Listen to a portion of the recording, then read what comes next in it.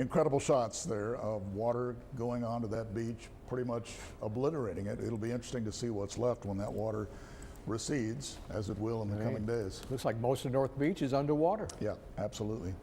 And a lot of the attractions there obviously going to be inaccessible for a while until the water goes down. But that shot that we had from the LexCam of the art museum, just seeing those waves just crashing against the side of the building, that's just amazing. I hope my wife's watching. She works there. Yeah, I'd like to get her on the phone, see what she says about that. I think she's not there. She'd be too bashful. But that's a parking lot that you would use to go to that facility. That if you're familiar with Shoreline, as it goes up to the art museum, there's a little place you can go. We're looking at it right now on the LexCam, and the water is moving into that parking lot. I've parked there before. Been to many events over at that art museum. That's right next to the American Bank Center where the Ice Rays play. That's where we're looking. We're right there next to the American Bank Center on the Corpus Christi Bay side of it.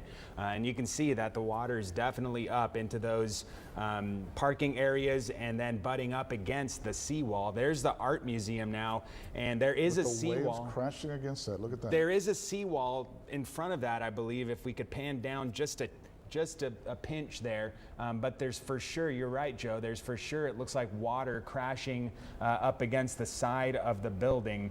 Actually, my wife just sent me a text, and she's saying that this is just, our conversation. She's watching right now, and she's saying that she's thinking, or they're thinking that the first floor may be flooded in the art museum there. And you wonder if that's going to affect any of the artwork, or if they have taken steps to protect it, because the last time I was there, they had some things that were on the floor, statues and whatnot.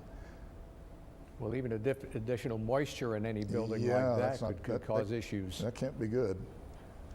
Yeah, so there's for sure water right up against that building. I don't think they know. I don't think they're there right now. The staff's not there, so there's no way to know. But you can see that the water's for sure up against that building, which is a very prone location. It's right there on the bay.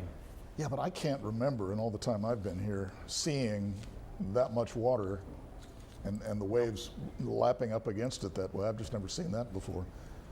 So this was an interesting storm. This is just, the unique nature of these hurricanes that we have been talking about, that just, you never know what properties each one is going to have.